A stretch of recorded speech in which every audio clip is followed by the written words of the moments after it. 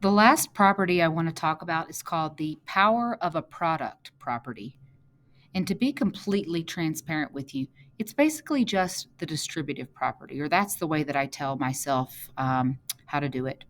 So, to find a power of a product, you find the power of each factor and multiply. In other words, if you have numbers that are being multiplied inside the parentheses, that don't already have an exponent, which technically they do, and it's 1, you're going to distribute the exponent on the outside of the parentheses to everything inside. So notice this is 6 times 3, and everything is raised to the fourth power. That 4 exponent can be distributed to the 6, and it can be distributed also to the 3. Okay, same with variables.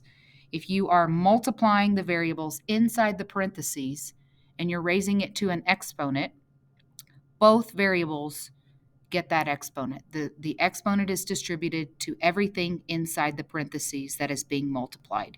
So let's do 3 examples together. This first one is 5 times v times 3, all of that raised to the second power. So you'll go ahead and see that I distributed the exponent to each of the terms inside the parentheses.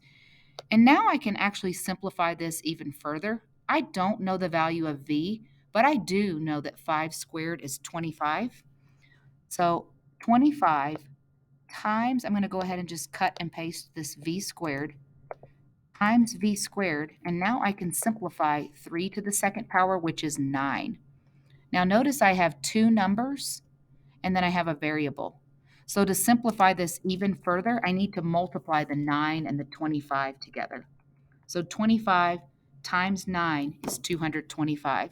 So my final answer would be 225 times v squared. Let's do another example. The 4 times h times s is inside the parentheses, and there is an exponent of 3 on the outside of the parentheses. So I'm going to distribute or give each term inside that exponent of 3. So I've got 4 to the third times h to the third times s to the third. I can't simplify the variables if I don't know the value of them, but I can go ahead and simplify this 4 to the third power. So using my calculator or just multiplying on paper, 4 to the third power is 64. So my final answer is 64 times h to the third times s to the third. And that's all I can do on that one.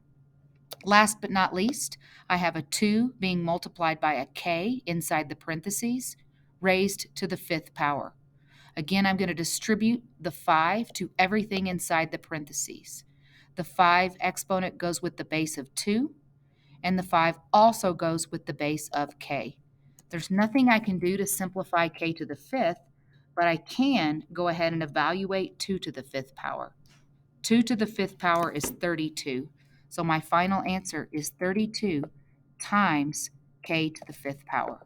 And that's all I can do for that.